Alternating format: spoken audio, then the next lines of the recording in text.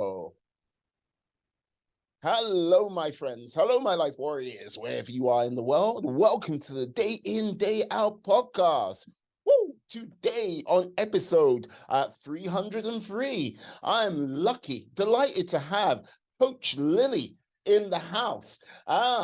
She is a mind body empowerment coach. And yes, is it somatic practitioner? Somatic practitioner, yeah. Somatic is just a term meaning mind-body connection. So yeah, I help people a lot to have that sense of mind-body awareness, and that helps a lot for everything from emotional healing to maximizing your performance. There you go. We're going to learn a thing or two today. Now, I have to ask that how, like, looking at your bio, looking like with my research and everything like this, how does someone combine fitness, rock music, and yes, it all together in this package of yours? Yeah, that's a really good question. So, music, performance, dance, and sports, they are all basically different forms of somatic practice. Remember, somatic means using your body and your mind together and making them your best. Mhm. So, that is what it's all about. I combine them by just showing how the music entices you to feel like it is more okay to express yourself honestly. There's a big thing that I do in my style of coaching is that I just try to get each person to be very honest with how they feel about things and feel like it's okay to express themselves authentically. And that's what the music gets you to do. Music has a way of enlivening people. Also, the movement, because, bodies don't lie. We can lie to other people, you can lie to yourself, but your body never lies to you. So the more you are in touch with your body, the more you are in touch with your core authenticity, and then you can use that to be the most productive person you can be, achieve your best, and work through emotional healing too. Mm. Can you tell us how you actually started to piece this together in the beginning because of the sort of very sort of different genres, you know? I know you say it's all connected, but how did you get that inception moment? Yeah, I mean, it was a challenge at first to conceptualize it exactly how I want things to fit together because you know what? I personally am a person who wants to find that one thing that summarizes me. So for the past 12 years, I've been teaching sessions in sports coaching, especially gymnastics and dance, also in music, guitar, piano, singing, also in physical fitness, sports conditioning. But and then in addition to that, I also do some volunteer work with animal shelters and the church. But I don't like feeling scattered this and that way. I like seeing what is the binding glue that puts it all together. And I realized that somatics is that. Somatics is the study of the mind body connection. I realize that everything I do is to get more in touch with my core authenticity, Mhm. getting in touch with your physicality and your mentality. So that's why I wanted to put them all together under that umbrella of somatics. So I do have these online courses there available for people, but I really like just working with people one on one in a coaching scenario, seeing what that person is most interested in, whether the music or acting or dancing or physical fitness training. What is it that gets that person the most in touch with their core selves? And what is it that lets that person be the best version of themselves? And then I just keep on working with that with them. I see. I have to ask, which came first, music or the fitness? I've been involved in sports since I was really little. Since I was 4 or 5 years old, I was doing dancing, gymnastics. I tried some other sports too, like tennis and ice skating, but mostly gymnastics and dance. Yeah. Right. I see. I see. Because like this is the thing. Not unless if there's someone else who looks very similar to you.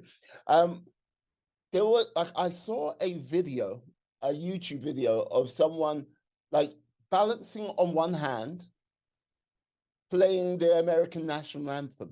Oh yeah, that was one of my older videos. So yeah, before Moby, I had a different channel that I used. I called myself the Acro Guitarist or the Acro Guitar Ninja.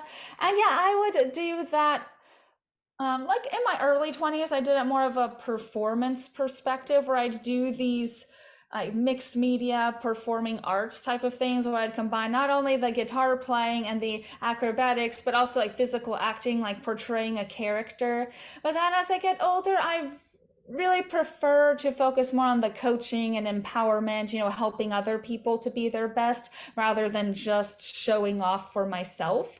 I still perform. I'm in a metal band called Karkaza. That's Karkaza. It's the band who writes the soundtrack for the online courses that I make. So I'm still in that band. I still love performing, but I've just found that it's much more rewarding to watch other people bloom than to just feel like I'm showing off and trying to be cooler than everyone else, sort of thing. Okay. So when did you discover like music was like your thing as well? Because yeah, you're a strong like you are what can I say? A very good athlete from what I've seen. Yeah, I've been doing sports all my life. Music I got into gradually. So I started dabbling into piano a little bit when I was 14, but it wasn't much of a passion. When I was 16, though, I really wanted to learn the metal guitar. That's what I wanted to do, like rock guitar, riffs, and solos. And then I expanded into vocals. So that voice that you hear on the song, like, nah! That's my screaming voice. A good growl.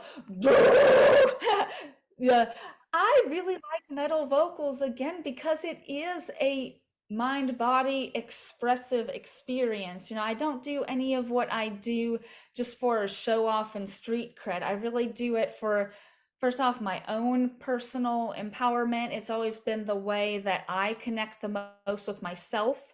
And then I work with other people to give them that same sort of gift. Mm. So what actually like how did you discover it? Who was it someone suggesting it to you, or was it a case of you just watched a video one day and that was it, you're hooked? Like gradually getting into metal music more. I mean, I got into it a lot when I was 16. Before that, I didn't really care as much for the genre. But yeah, at that age, I was just coming out from a lot of like physical and mental health issues. When I was younger, I had like, eating disorders like anorexia, a lot of depression, a lot of trauma, like emotional wounds that came from that. So I always really liked performing arts, but I was looking for something that really speaks to me. I found that genre of heavy metal, I fell in love with it pretty quickly because I thought that it sounded to me like a genre that is more honest and expressive because it's less mainstream. There's less of that whole the artist just trying to sell a lot. I feel like there is a lot more genuine expression in there, like the energy of it. Because at that age, like 16, I was just recovering from anorexia. I just came out of a deep depression. I had a lot of trauma from that. So I had this pent up frustration in me. So I thought that, metal music seemed like a great outlet to help, first of all, get the sense of empathy, like, okay, this genre understands me, and then to release it out from there. So I really liked to, my first experiments of combining metal music and movement were when I would actually use it for my gymnastics routines. And then on my own, I didn't compete dance at that point, but just on my own, I'd like to try to dance to all the songs that I like. So I developed this funny stuff, like really cool style of dance where I just like let it loose. So I like dance improv a lot. So I just turn on a heavy song that I like and really like let loose. And that did a lot to help me work through my own emotions, release that pent up angst from my body. And, I've just been hooked on it ever since, but trying to refine it more, give it more of a direction. No, I hear you. I hear you. Like I have to ask because like this is the thing. You mentioned your eating disorder and like basically getting out of that. Would you say like with regards to the heavy metal music, it sort of gave you this new sort of uh way of a new system of control for. Yeah, it does because you know what? Yeah, it did help me feel more in control of myself. For me, the eating disorder was never about trying to be skinny to look good. Mhm. That wasn't my main motive. Everyone thought it was, anorexia. They assume, oh, this girl just wants to look like a supermodel. But for me, it didn't have much to do with that. It had to do with the fact that I wanted a sense of self-control. I wanted a project that I did entirely on my own, see something through from start to finish without anyone else blocking me or trying to stop me, and me being able to own my own shit with this. So it turned out, that was kind of a shitty idea. I was like, lose as much weight as possible and almost kill myself. Yeah, that was a bad idea. Don't recommend that one. But what's was the turning point with me in my recovery from that was understanding that that was in fact my motive. So I channel all of that energy that I put into the crappy version of self-control and actually channel it to a better direction, channel it to recovering and getting in touch with my core authenticity. And then the arts and the sports help to really seal that in for me. Yeah, no, because this is the thing. I listen to you like talk about this and like yeah, that element of control and like going into the sort of realm of fitness as well. There is that sort of fine balance which is always held, like where it's like, yes, I'm doing this for like I'm working out, staying in shape, getting myself better on that side of things, and then it can get to some places kind of obsessional for some people, if you get what I mean. And what like walking that line must be like you you're more, I would imagine you're more aware of that line because for what you went through. But seeing other people, do you often see people like you like going, huh, you may want to pull back? That is why I switched from trying to be more like a full-time performer to really wanting to help other people, because that is so much praise in performing arts, in sports, in business, entrepreneurship, that thing of hustle culture, always trying to be the best, seeing everything as a competition and a fight. And like when you hear someone saying, I didn't sleep for the last 4 days because I was working so hard, that some people are like, oh, good job, good job. They'll give them praises for something that is actually very self-destructive, very harmful, and not a good thing to encourage for other people either. I mean, on the athletic side of things that you mentioned, yeah, sometimes it can be praised and encouraged for someone to say, oh yeah, I'm trying to lose a lot of weight to make this weight class, and I'm training until I'm just brutally exhausted, like 8 hours a day. I'm eating the bare minimum, sleeping the bare minimum because I'm so hard working. It makes me feel tough. Like, you shouldn't try to make yourself feel tough and self-empowered by denying your body and mind of your own natural needs. What I really want to do is help people realize that you achieve your best when you are taking care of yourself properly. Stop seeing self-care and achievement as two conflicting forces at war with each other. Realize that you achieve your best when you take the best care of yourself, because when you are physically and mentally stable, that also puts you in a right position to show up well for other people, make more money too, set your priorities straight. And it really has to do with trying not to just feed your ego. Like, okay, if I am training, for example, I like to compete in powerlifting sometimes, but I have to get my motivation straight with that. I like powerlifting, okay, but wait, am I doing this because I need to prove to everyone that I'm tough and disciplined? That's all ego stuff. If I say I only feel good about myself if I win first place, that's all ego. No, I have to say I'm doing this for myself because why? I like the feeling of being self-empowered. I like, at this point in my life, it is good for me to have a physical fitness goal that's pretty straightforward. Previously, in my early 20s, I did a lot of CrossFit. CrossFit that combines like weightlifting, gymnastics, running, cardio, and all that. Like that was good for me to be very Yeah, dynamic and too. versatile. Come on now. I feel like it was good for me to be versatile and dynamic, and then at the same time, I was trying to still train my dance and perform my acro guitar act that we talked about earlier, where I would like hand bounce with the guitar. I'm like, this is too scattered. It's good for me to have goals that are more streamlined and straightforward. So that's what I think of for myself. Like when I'm preparing for a powerlifting meet, I'm like, in what ways am I doing this to help myself Mm. as a person? So I just want to core authenticity is showing through. And you're really trying to take the best care of yourself. Okay. Yeah, because that this is the thing with regards to sort of people in general. I think it's a case of, yeah, you mentioned ego, and like, yeah, there are people which carry a healthy dose of that, but there is, I would say, people which don't actually, when they think, like when they put the sort of brackets of sort of mental health into play, they go, okay, meditation and like, yeah, relaxation, read, study, but they don't actually sort of push themselves on a physical level on a daily basis. So they kind of miss out on a sort of key element, what makes them better uh, on a like through like basically physicality and also with their mental health as well. Oh, have I lost you,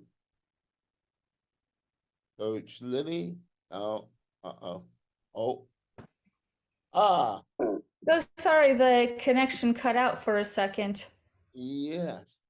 No, I'm not too sure whereabouts I left you. What was the last thing you heard me say? Okay, yeah, we were talking about how to basically balance a healthy dose of ego with a realistic self-care. Mm. Yeah, as I was saying, like basically, like with people's egos and like yeah, basically their mental health, you'll get people which will like go, yes, I'll meditate, I'll read, I'll just go for like a light walk, but they neglect the sort of like, yeah, you need to do something really physical to sort of push that level and help with you, because I think human beings are designed to, they need to break a sweat. If they're not doing that, they really miss out on like I think a real fundamental thing to bring balance to their life, you know? Yeah, of course. You know what is cool about physical training is that it can build and crush your ego at the same time, right? Sometimes when you try something and that workout just kicks your ass. So in my online courses, the brand name I go by is MyoBeat, Myobeat. And that's basically myo muscle beat music. So it combines, that's where I integrate that thing of training to music. And yeah, I have a more foundational and an advanced program. And the advanced program, that's where I put those intensive physical trainings that will kick your ass. And it helps you feel empowered and humbled at the same time. Empowered when you know that you pushed your limit and you really had to give it everything you have to accomplish this, to get through it, but then humbled when you're like, wow, that kicked my ass. I failed. That's the point. You fail and learn by doing. So physical activity is such a great way to strike that good balance between the healthy amount of ego. We need some of that, maybe a little bit, to also having that healthy amount of humility. Okay, knowing that you're strong, you're empowered, you can do a lot of great things for yourself, but no one is indestructible. Everyone has their limits. And just seeing your limits and being okay with that and saying, I see my limits, I accept them, but I can also see where I can improve. And then being okay with the fact that progress is something steady and gradual, and that you have to balance there between working towards your ambitions and having some faith in the process. Mm. Faith in the process. No, I think that's one of the things where people sometimes fall down. That because it's very easy to have faith, in other things, institutions, other people leading the way, but it's very rare. I would say it's very hard for some people to truly have sort of faith in themselves and their abilities and where they can get to in life. Like when you like take people in and you're coaching them, like installing that faith, that belief in oneself to like strive to move forward. Like, what would you say is the first step you use for some people? I know it can most probably be different for everyone. Yeah, well, what I do is just see where the person is at, what they want to do, and why. So I'm a mind body coach. So I would work with performing artists in music and dance and also athletes in their physical conditioning. So if someone comes to me with the intention of whether they want to learn how to sing, learn how to play guitar, or improve their physical fitness, I just see, okay, what's that person's goal? Why do they have that goal? What do they want to achieve with it? And also what their persona is like. Because I approach it differently, whether I see that the person is very shy and meek, or if they're very bold and outgoing. I work with all ages too. So on the music and dance side of things, I'd work more often with children under 18, and then in physical fitness more often with adults, but I get adults who are interested in music as well. And like no matter what I teach, I start with the foundation of that mind body connection. So let's say if someone wants to learn how to sing, the first thing I do is posture, breath. Where does your breath come from? How does your body feel within a song? So I don't go right to, technique. Oh, you have to always be on key all the time. I start from a place of how do you want your body to feel when you do this? Same thing for sports. When I work with an athlete, like we touch on how the body should feel, what the body should express when you do that, not just on your hands need to be there and your feet need to be there and you need to move at this time. So that's what sets me apart. And that's why I am able to work with a diversity of people, because it's not this scattered thing. Oh, you're teaching guitar here and dance there and then weightlifting there and then it's not, because I have the same general approach no matter who I work with. I'm working with people who want to do something that involves their body and their brain showing up as their best. And they have to be connected to themselves. They have personal goals. And I just work with them on how to fit that all together and achieve what they want while taking proper care of themselves. Hmm. Oh, I hear you. I hear. Ah, so with this being like a coach in so many different realms, like bringing together and everything like this, like when you first, like, can you remember like when you had your first client getting that sort of message across? How did that go when you first? Yeah. I started out by coaching little kid gymnastics classes, really. By my first private one on one client that was in personal training. Yeah, the way that we met was I was simply working out at a public gym because that was years before I got this large property with my own home gym. I was just working out in a public gym. I was doing my stretches, and this person was really impressed by my flexibility. And he's like, hey, I'm doing some adult gymnastics classes because I want a more diverse way to stay in shape at this point in my life. And so, yeah, we just started talking from there. It started out just as a casual meeting. And I really liked that this person had, mind body goals. He wasn't like, oh, I just want to get shredded to look good on the beach.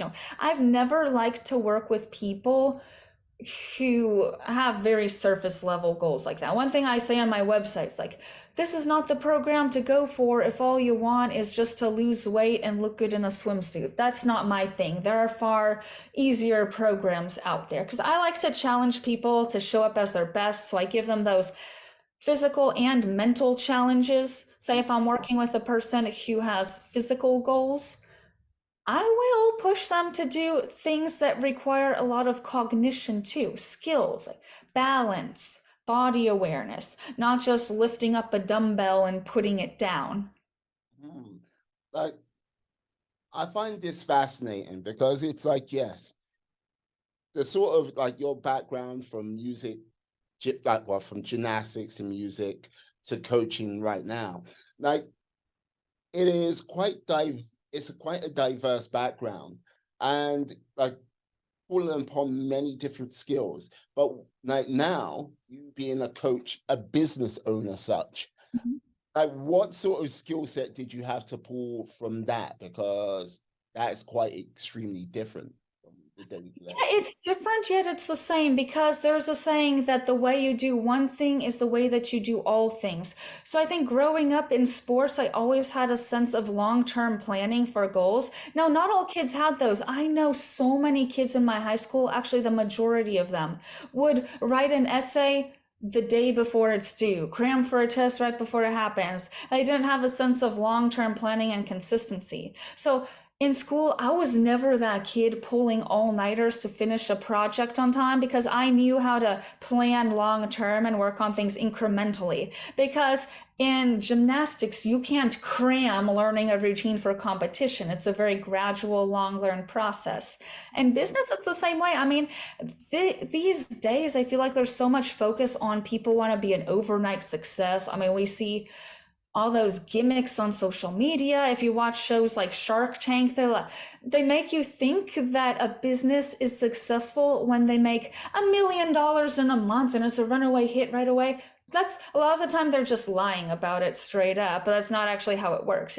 In business, you have to realize that you need a foundation and you work with consistency and make steady progress, and that it is a long-term game.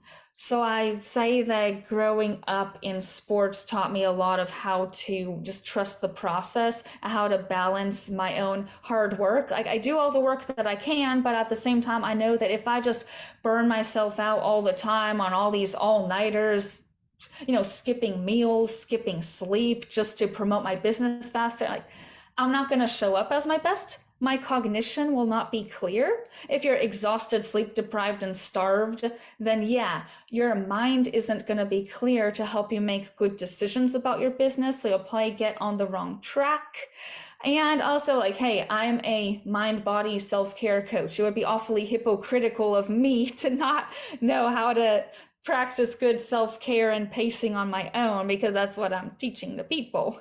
Yeah, I have to ask, what was the most interesting thing or the most challenging thing starting your business? Yeah, I mean, the current business that I have now, I was talking about MyoBeat, it's a synthesis of other businesses that I've had before. So I'd say, because, before that, I was first coaching, like working for other people, like gymnastics classes. I also taught music and dance lessons and performing arts studios. So then by the late 2010s, like 2017, 18, I was working more for myself. Then I gradually got to the point where I'd work entirely for myself without working part time for anyone else. And then MyoBeat, I started making this in 2022, so last year, but it really premiered officially in January of this year.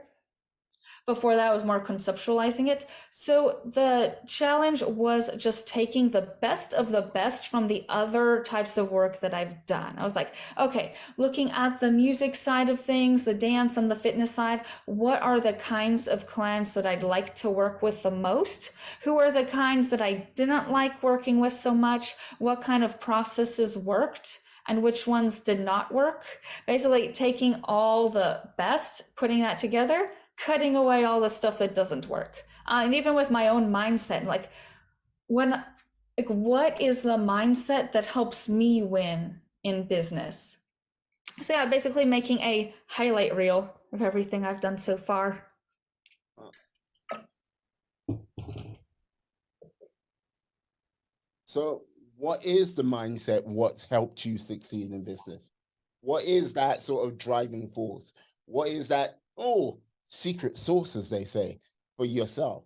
Yeah, the big turning point was realizing that I did everything as a mind body empowerment experience to connect with my core authenticity and just seeing everything else through that. So when I coach someone, whether they want to learn how to sing, dance, play guitar, or increase their athletic conditioning, I teach with that lens. So like just yesterday, I was talking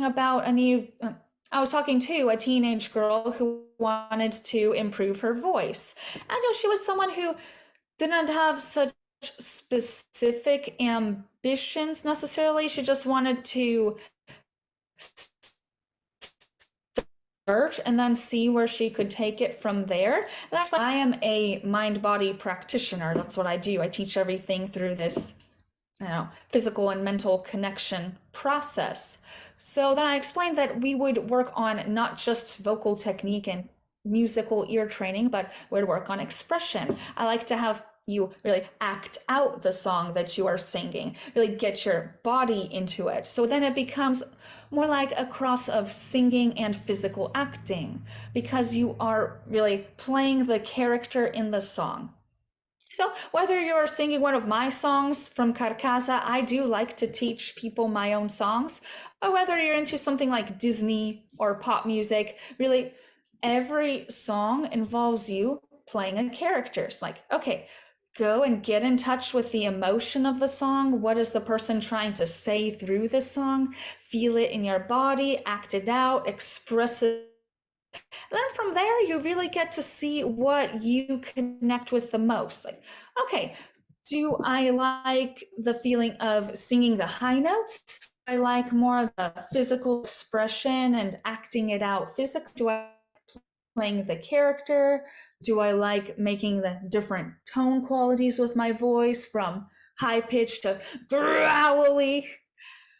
So yeah, I really believe that action creates clarity, but no matter what you do, you need a good relationship with your own body and mind. That's where it all starts. Be your own best friend. A lot of people feel like they are their own worst enemies, especially if you struggle with mental health issues, like I mentioned, like depression, eating disorders. Also struggled with addictions at some point. So I know what it feels like to be on both ends. You know, fighting yourself and then also being friends with yourself. I have to ask, like, because like listening to you, you're a very impressive young lady, and you've got like head very much screwed on, and like yeah, I can like tell that sort of like vein of focus went from an early age up to present day. Yeah. Like, how did you get fall into the realms of having an eating disorder and basically addiction? How did that come about? Because it doesn't it doesn't make sense to me. Yeah, it seems contradictory. You know why? Because the people who want to be the most in control of themselves and focused on a goal, that's when you're the most prone to taking things too far. So, mindset wise, I tell myself work in passion territory, not obsession territory. See the difference? Passion means that you're doing something because it's very rewarding for you and for others. Helps yourself and it helps others. Obsession territory is when you see it as this goal for the sake of itself. That's like people who are so obsessed with losing weight that they think the number on the scale it says everything about you. You think that the number on the scale defines you as a person. I've also been in this place where I wanted to get really good at guitar fast because I started when I was in my late teens. I wanted to catch up with everyone. So then I'd make it all about, oh, do anything to play guitar more, practice more, be able to get more practicing in there. So yeah, that's when I would be prone to going into that obsession territory. And again, that's something that's very praised in today's society. Like, oh, you're so obsessed with something, you're working hard, that's great. You're like, no, you should work hard because you're passionate. Passion has that balance of working towards your goal, but also taking care of yourself and having your priorities straight. Obsession is the one that'll tell you, no, no, neglect aspects of yourself just to make the goal happen. So I say the cycle of addiction works with first hyper control, like you're trying to be hyper controlling of yourself. Then, when that goes over the top, you reach that exhaustion phase. You get so exhausted with trying to be in control all the time that now you start to become impulsive because human willpower has its limits. No one has unlimited willpower all the time. You get burnt out. When you get burnt out, then you fall out of control. When you fall out of control, you're desperate, like, oh, what'll make me feel better right now in this moment? And that's when you're prone to contradicting yourself. I'm this very smart, self-controlled person, yet I'm thinking of trying these weird illegal substances, starving myself, eating a lot and vomiting my food. What's that contradiction? It happens from hyper control, burnout, then desperate to get back on track. That's when you're willing to try shit. Can I ask, what were you addicted to? Oh yeah, that's a good question. So yeah, I've done some things, some like alcohol, some illegal substances here and there. Not as much with illegal stuff, but yeah, I was at that point when I was younger, in my early 20s. Yeah, I had a point when I was fresh out of college, and I was like a lot of kids are straight out of school. You're trying to say, okay, so I learned these things, I have this knowledge, and I have these skills, and then how do I monetize them in a way that works for me? So I was running a lot of experiments with, okay, I have my acrobatic guitarist act, then I'll also teach music, then I'll also teach fitness, but I felt like I was just casting a bunch of stones without even knowing what it was that I really wanted to accomplish. So yeah, I just had a lot of paranoia, a lot of worry. I felt like the people around me in my life wanted to see me get very successful very fast. I did experimental performing arts, right? I was combining acrobatics and guitar playing, metal guitar. I mean, like that was very experimental. I really wanted my thing to work. Yet I felt very insecure about it because I was in such uncharted territory. I was doing something that other people don't do. So I put a ton of pressure on myself to get really good at it right away. Like I have to promote, I have to blow this thing up right away. And so I go into a lot of panic modes when something wasn't working quite right. When I messed up at a performance, when I didn't make enough money to pay my bills easily that month, I would start to get really freaked out that I would never succeed at anything that I did. I kind of heard people in my head, I kind of replay in my mind every time someone said, no, you can't do this, stop trying, just quit it, just get a desk job like you're supposed to. I was like, no, but that doesn't resonate with me. Yes, I go into a lot of these panic modes. I was doing that thing where I'd get extremely obsessed with my performance goals, try really push myself, try to be perfect all the time. I didn't want to feel any kind of emotional vulnerability. I thought I needed to be strong and focused all the time. If ever I felt a tad vulnerable, tired, unfocused, I would feel bad about feeling bad. And then, that creates basically a shitstorm. You're like, okay, well, I'm tired, I'm discouraged, I'm unfocused, and I feel ashamed of myself for feeling those things. I started to get out of control with my eating. So sometimes I'd have this massive stress eating, just like eat everything in my fridge, a whole tub of ice cream or whatever. Then when I felt physically bad, like upset stomach, digestion problems, weighed down, nauseous from that, at first I would just let it go. I'm like, okay, just rest and digest, just wait. But then I got more desperate. I was like, oh, well, my stomach is hurting like this, I'm not going to do well on my practicing. So then at one point I was so impulsive. I was having like a major panic moment about everything coming together at once. And I decided to try vomiting my food just so that it gets out of me faster. And I was like, oh, that was disgusting, I'm never going to do that again. But of course I would do it again. And so yeah, I then developed another eating disorder, bulimia. then I tried to actually, after a year of that, I tried to get help for that. So I went to therapy for a while, but the therapist and I just didn't mesh well together for a lot of reasons. He just wasn't a good fit for me. He wasn't the right fit to help me really get to the root cause and sort this stuff out. So then, no, I dropped out for a while. Maybe I'll find a better one.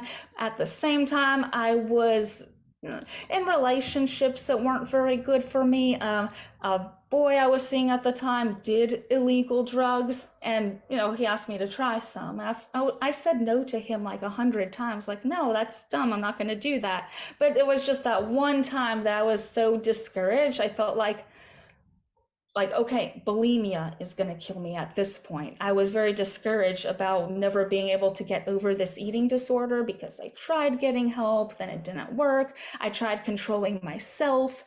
That didn't work either. So yeah, then I caved. I gave in and tried the drugs that he gave me. So then I got hooked on that too. And then this big poly addiction shitstorm. But yeah, the important part of that is understanding that the cycle of self-destructive addiction really starts with you being too controlling of yourself. When you say things like, I always need to be strong, always need to be focused, I always need to be successful, when you deny yourself the opportunity to feel all your real authentic feelings, you can start to get to this place where I only allow myself to feel certain things. I don't let myself feel vulnerable or weak at all. I need to always feel strong and confident. When you get to that point, you start wanting to be so hyper controlling of everything you do all the time. I mean, like substance abuse has to do with that. You're trying to control the way that you feel. Okay, I feel sad. I want something to make me feel happier. I'm exhausted. I want something to make me energetic. Now I'm too frantic. Now I need something to calm me down. And then eating disorders are also that. You want to control what you put in your body and how it affects you. If you ate something that doesn't sit well with you, there might be that temptation to throw it up or purge it in some way. And the important thing there is to just let yourself feel what you need to feel. Okay, so what got me out of that major crap cyclone of like multiple addictions and then an eating disorder too was exactly that, realizing like, hey, I need to really be at home in myself. Okay, I shouldn't try to meet the standards that I think other people want me to meet. I shouldn't put all my self-worth into how well I accomplish this project or that performance or how much money I'm making or anything like that. I really need to make friends with myself, feel at home in my own skin, safe in my body. And so that's what I want to show to other people, how to feel at home in the body that you live in. Well, like, you know what? It's basically, it's almost the perfect storm for, like, yes, shuffling off this mortal coil quite quickly, you know? Yeah. Yeah, you know what? I had to do what any mathematician does to simplify a problem. Find the common denominators, right? Because, like, let's say yeah, exactly. And I'd have this very mathematical way of working through emotions, and that's something that I want to teach people too, because a lot of people are very afraid of getting in touch with their feelings and having a lot of awareness about their core vulnerability because they're afraid that they'll get so caught up in that they won't be able to escape the feeling of weakness. A lot of people want to hide from their negative emotions.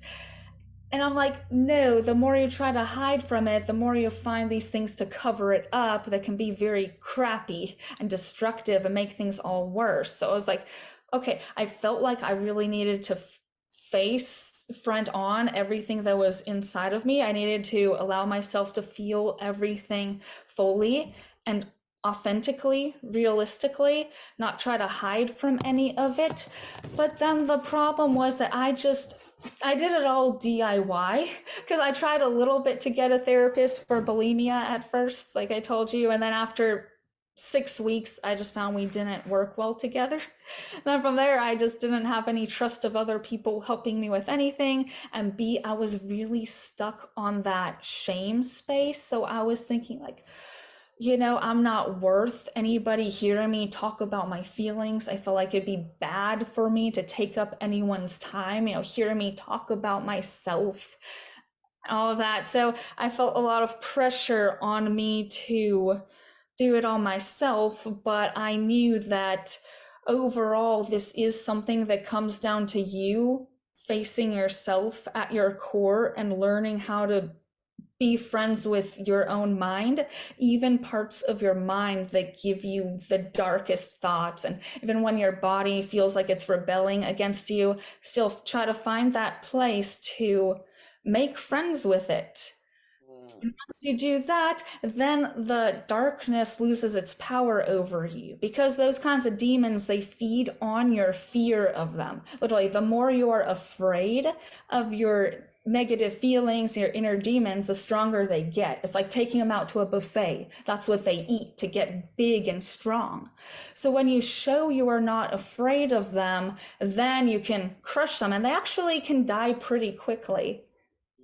Like, this is the thing, what many people don't do. And look, when you, like you mentioned this earlier in our conversation, the inner voices which speak within us, often saying negative and like not the most positive things. If you met someone who would say some of the stuff you say in your own head to your face, you will most probably be like, it's time to take this person out, like physically.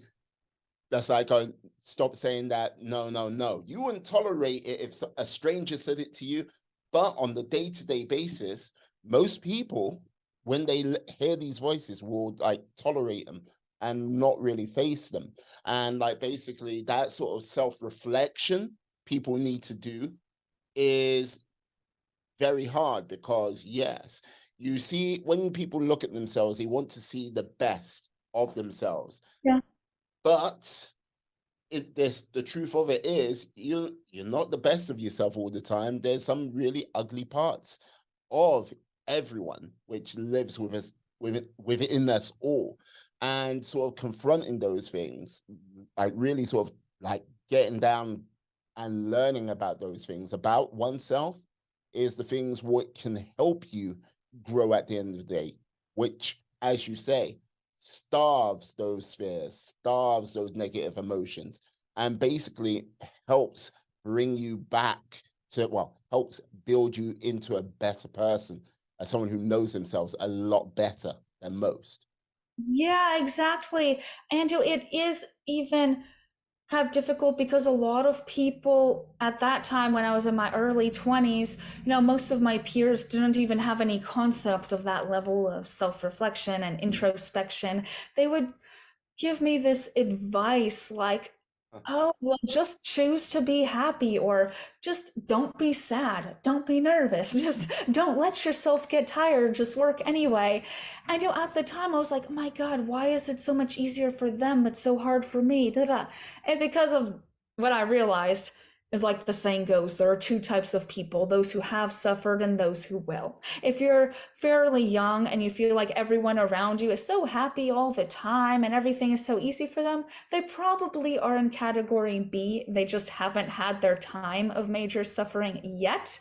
Oh, but they will. And then one thing that I observed is that I'm thinking about the things that people said to me like 10, 15 years ago, and then they go on later to tell their own sad stories about, dark things that they got into, from addiction, depression, abusive relationships, failings, and things like that. Things that the way they tell the story, they play the victim role, of course, but when you read between the lines, like, I knew this person 15 years ago, I can tell. I'm like, knowing this person 15 years ago, knowing what they were like, I can see why they got into all those bad situations. They now had their time of suffering because they didn't do this kind of reflective work 10, 15 years ago.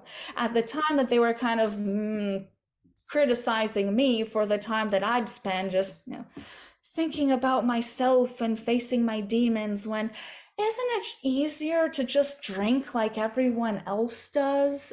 Why are you trying so hard to stay clean and sober? I mean, come on, just party, who cares? Then they go on to talk about how they had their own problems that they're just now struggling through. I'm like, see, that's why. Yeah, no, this is the thing. We like there there is a period of time where I think all people run from what their truth self is and what their authentic self is. And when it comes down to, there's a, like I often say, most people know themselves around about 30-40% of who they are. If you meet someone who goes, I know who I am, uh, like the whole 100 or like even 80%, it's like, okay, they've either gone through a whole gambit of things in life which you like go, oh my God, like you have gone through the ringer and then some, or they're lying. It like yeah, it there Yeah. is no other way of putting it because they've seen things, they've gone through like the highs, the lows, and like yeah, the brightest days and the darkest times where they've been called upon themselves, like they've been called upon by life to go through that like gauntlet, that crucible in life. But you don't get like not many people will actually take up that mantle. Like they will not actually take that journey up. And when they go, oh, I know myself, and they're like, oh yeah, you might know 20% of yourself, you might know 30% of yourself max, and that's about it. And they will never Yeah. themselves completely. Yeah, the issue is that a lot of people don't know what they don't know. Mm. That's And that's what makes it really difficult. Someone who's like, oh, why are you even trying to do this inner work? Isn't it obvious? I don't do that. And look how I am. I'm good. Everything in my life is good. Like, because you don't know what you don't know. You don't know the kinds of troubles that will give you later on down the road.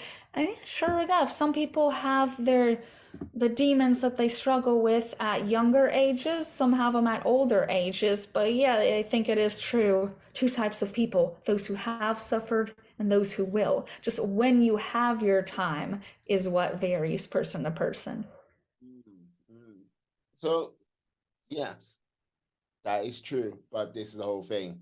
Yes, it's always life is always a cycle. Like suffering will come back again and again, and like having that sort of resilience. Like the good times come, like the bad times come. The good times come, the bad times come. And unfortunately, like back in the day, when I was a much younger man, as you can see by my youthful exterior, like the film Four Weddings and a Funeral came out, and Yeah.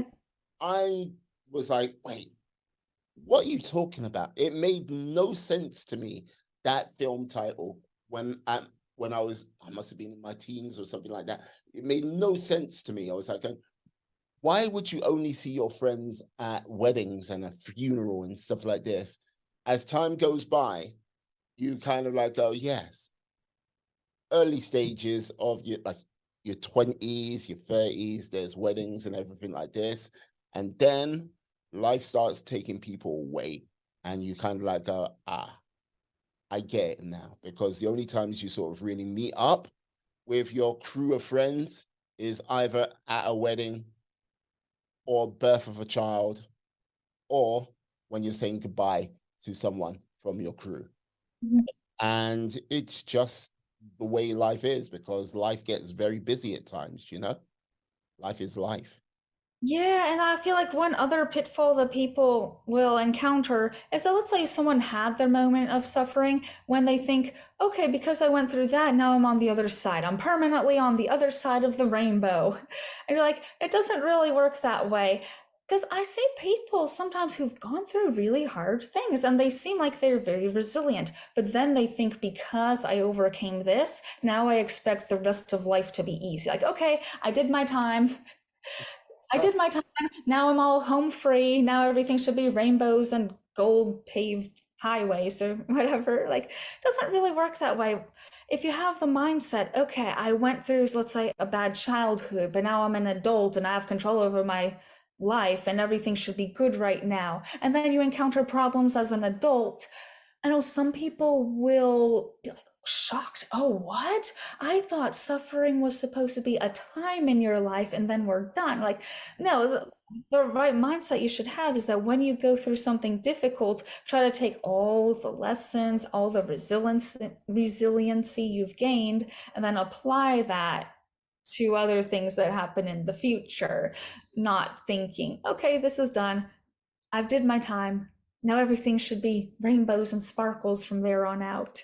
You know, like you said, life is a cycle, so we should see it that way as a cycle. So I feel like constant mind body work is important. Like we were talking about like addiction, eating disorders, and depression. Yeah, some people will think that just because they go through a recovery program, okay, now I'm done with my 12 steps. No, I'm done. There we go. No, I'm done. That's it. But really, it's a constant keep on working with yourself. So that's why I think it's important that I make these mind body empowerment programs that combine various modes that are actually fun and enjoyable, Mhm. like music, physical activity, acting out a character. Those are all very fun, creative things that helps you discover your passion. So you don't perceive it as just the difficult therapeutic inner work I have to do just to overcome this thing. And then I'm going to stop because I don't really like this. No, I want it to be something that people enjoy doing so that even after they overcome their trouble spot, they'll like doing it and they have this constant process to keep going back to so they can practice that same kind of survival mode resiliency in some way all the time. You're not always in survival mode, but when you are, you have this really good set of processes you can go back to overcome things like that with a lot more grace than before.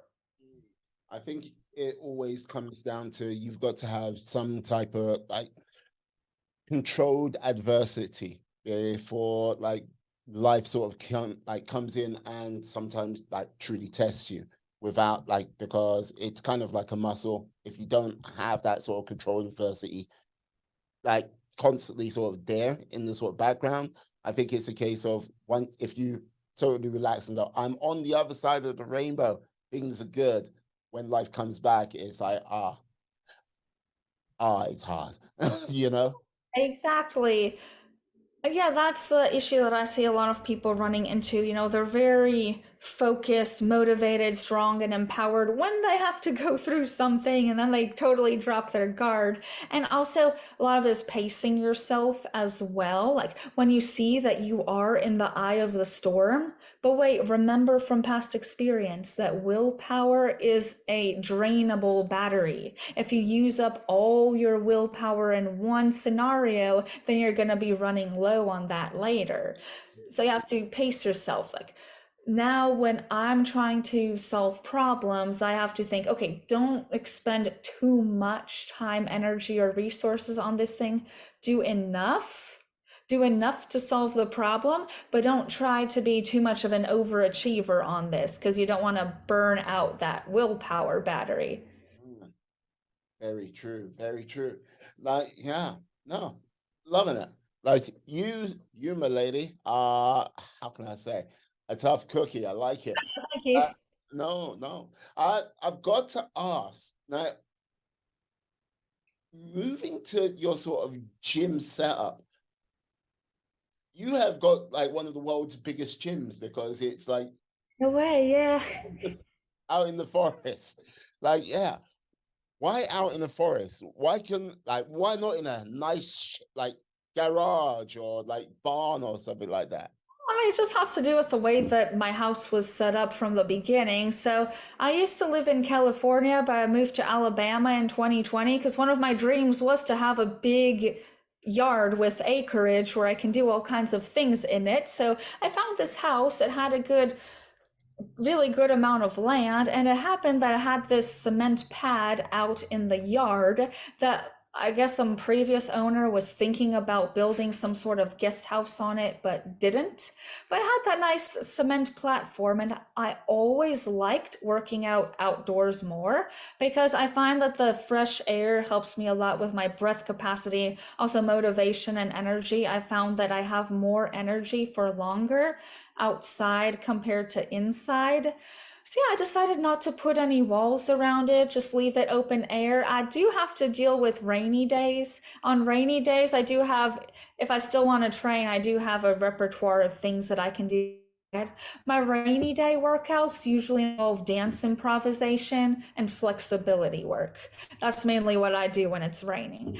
But yeah, I really do like to get outside. I feel like it helps me mentally and physically. Like, yeah, because I'm looking at your TikTok at this present time. Oh And yeah. yeah, no, all I've got to say is, yeah, there is a TikTok of you like on a pull-up bar, hanging one arm, and you're doing like, yeah, Yeah, uh, the one on leg lifts. yeah, yeah, well, yeah, toast to bar with one arm. Yeah. That's insane in my opinion. But yeah, wow. It's very impressive. And like I see another one where you're doing like yeah, a full flag. So yeah. I I really I really like my setup. Yeah, I found a pair of trees that were a good distance from each other, and then I looked for a bar that could fit in between them. And yeah, I just drilled it right in there. yeah, I have to ask, how much did your gym setup cost?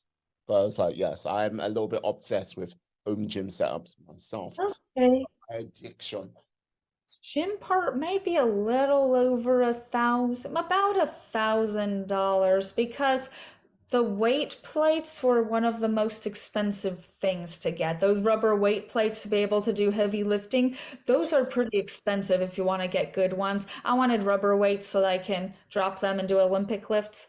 That was by the most expensive item I got. The squat racks aren't that expensive if you just want a basic one, and a pull-up bar to go between trees. I got that one for about $60. I have an outdoor pole, and actually because I personally don't know how to do concrete work that well, to hire someone to pour concrete and make it really strong and sturdy, that was kind of expensive. How much they charge for that depends on where you are and, economics at the time. So that one was a few $100s, like 450 he charged for that. So yeah, concrete, because we tried to do it other ways. We tried to DIY with cement mix, but that didn't work. It wasn't strong enough because of course, I leaned my whole body weight on that pole. I looked into the freestanding poles with stages, but those were actually like $2,000. So I was like, nah, if I don't need to take it with me, I should just cement it right here in the ground. So yeah, sometimes you need to hire out help for certain things. But if you think about it, if you pay like $40 a month for a year, after like 1 to 2 years, you'd spend that money anyway on a gym membership. Yeah, very true, very true.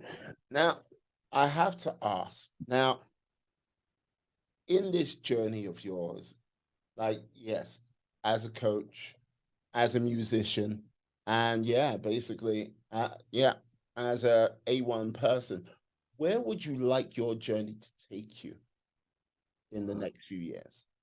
Yeah, that's a really good question. So, you know, I made this MyoBeat app. At first, it was all economic reasons. We're like, okay, I think it would be good to have a source of passive income. But then passive income never really is passive. Okay. I was like, I've been working in person and coaching sessions for over a decade, and I thought, oh, it would be great to scale my income by having a online program for passive income. But then the amount of time it takes to promote an online program, the same amount of time that you would spend teaching a person one-on-one anyway. So it's kind of like it doesn't really save you time, but it's just about what you want to do for real. I was like, okay, do I want to continue having my online programs? Well, yes, because of the fact that that way I can reach out to more people and it forces me to be more creative with how I present myself. Because when I was doing one-on-one in-person teaching only, I never even thought about appearing on podcasts and making creative YouTube videos to promote it. I just thought, no, I just word of mouth, networking, local ads. It's like, I don't need to do that. So having this online program opened up new avenues, and it made me realize that it is good for me to get my story out there, not just what I coach and why, but actually that people can learn from me as a person. So I definitely want my journey to take me to more speaking engagements and more collaborations for sure. I've really enjoyed the fact that online app style programs made me have to think about networking with other professionals in the wellness and healing spaces and creative art spaces. So I'd say that the main value of the MyoBeat app that I made is not even the app itself for passive income, but rather the fact that it made me open up new avenues for myself. So that's where I want my journey to take me, just spreading out the purpose and the message of it. Okay. Okay. Wonderful. Wonderful. Now, final question. Final question. Now, if there was someone you could meet in history, like who would that be? Okay, that's a good question.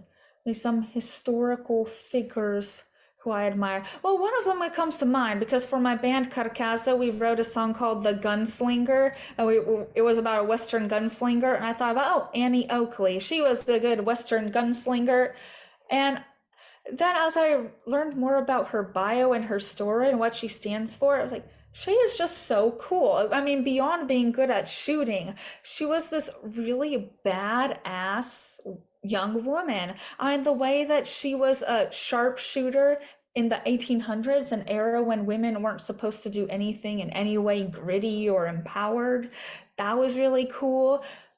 How she presented herself, because she was also a performing artist in a way. She did like shows and competitions.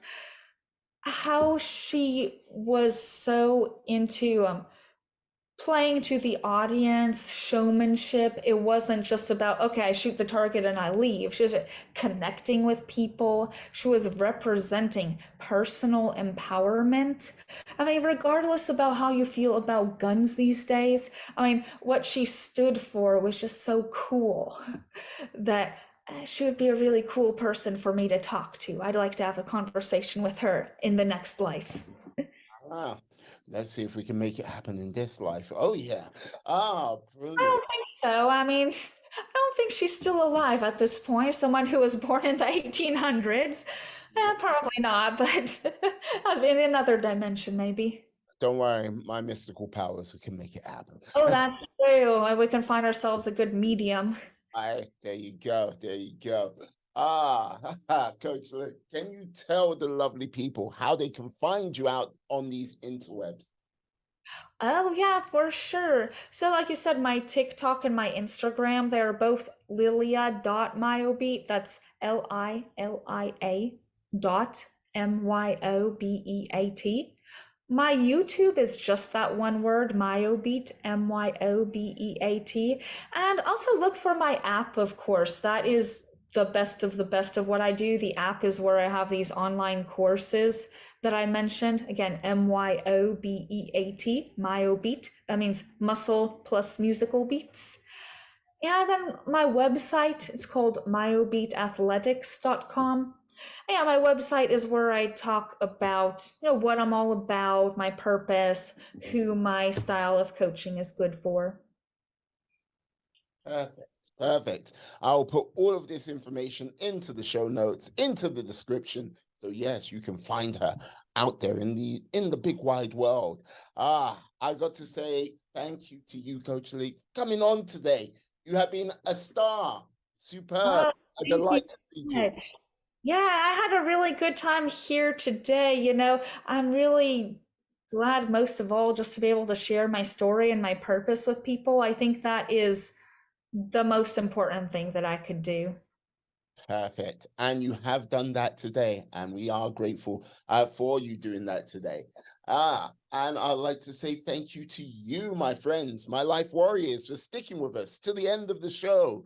Please remember, please stay well, stay safe, be awesome, be excellent, be fantastic.